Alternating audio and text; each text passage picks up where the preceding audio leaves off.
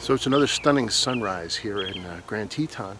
This is one of the Moulton barns. This is the northern barn. The southern barn looks kind of the same, except there's no fencing around it like you see here. The sun's just coming over the hills over in the east. You can see the tops of the Tetons are starting to light up. It's kind of a watery light, which is okay. It's going to be very painterly. It's not going to be kind of a more dramatic light because there's clouds in the east that the sun's coming up through. So as far as finding a position to shoot from, the reason I chose here is because the barns are at a slight angle, or the barn is at a slight angle, so it's getting lit on one side, it's darker on the other. That's going to give a lot more dimension.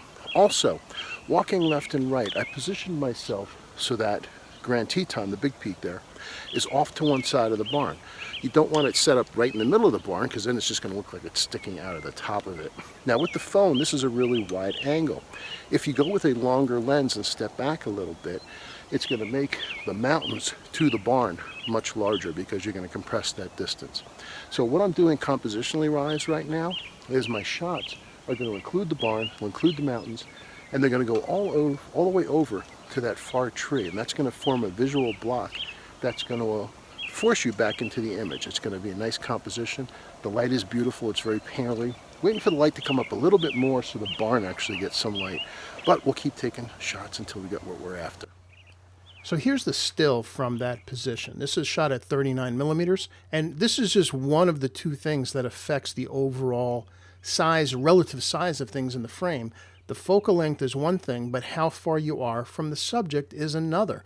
If I were standing right in front of the barn would be really big and the mountains would get tiny. As I step back a little bit, the mountains get a little bit bigger because we're compressing that distance. What we'll do next is we'll go back even further and shoot with a little longer lens and see what happens. Before we leave this frame, let's take a look at the composition first. Now you can see right in the middle of the frame there's actually a physical path that allows you to get to the barn. That is allowing your eyes to take this walk to get to the barn with the mountains behind it. On either side we've got a lot of shrubbery, including a lot of sage, that forms a physical barrier from you leaving the image. Also left to right we have the little outbuilding off to the left of the barn. The fence line follows along to the right, and then you hit this tree. And this tree being there, again, forms another visual block that keeps you from leaving the image. So even if you start to trace from the barn along the fence line to the tree, it kind of stops you and bounces you back into the image. And that's what allows you to linger and look into the image a little bit closer. Here's another image shot at the same 38 millimeters. This is a little bit later in the morning, moving off to the left a bit.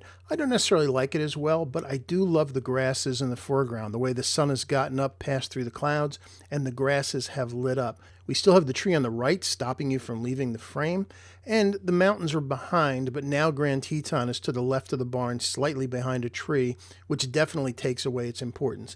A nice scene, still a nice shot, but doesn't quite have the invitation to come into the frame the way the last one did. So before we move back and go a little bit longer focal length, let's take a look at a couple of shorter ones. Now, first of all, here's one taken at 27 millimeters. Obviously closer to the barn, but you can see how much larger the barn is in the frame compared to the mountain, which is just barely getting over the top of it. So if you want to make the shot really just all about the barn, this is an option, but it definitely takes away from the Tetons in the background. Now moving down the road to the southern barn, here's one taken at 36 millimeters. The Tetons are bigger than the barn, and they're kind of in balance, so it does make the frame work. Now by stepping a little bit closer and cropping at the same focal length, again 36 millimeters, you get a slightly different effect because the barn and the mountains are physically larger in the frame, even though the focal length was the same. And then by stepping back again, this is 36 millimeters once more, by including more of the close foreground, you are kind of let in because you have the trees framing on either side, so it does invite you in. But since the barn and the mountains are smaller, for this to really work, it would need to be a larger print.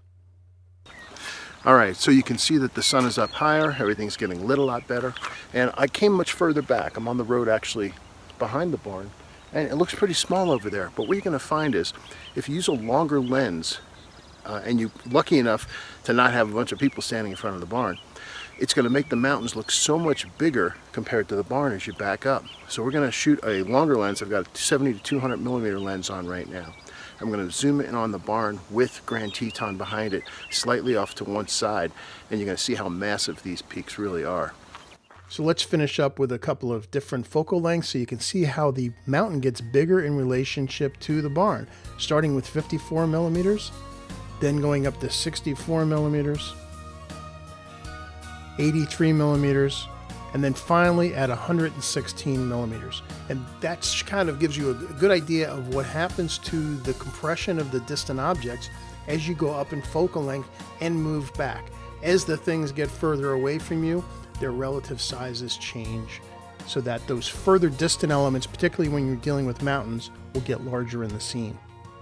I hope these illustrations will inspire you to slow down a little bit and really think about what lens you're using, or at least what focal length you're using on a zoom, and your position in the scene so you can affect the relative sizes of the elements in your photo composition. Take the time to do this and you'll be in much better control of the composition of your photography.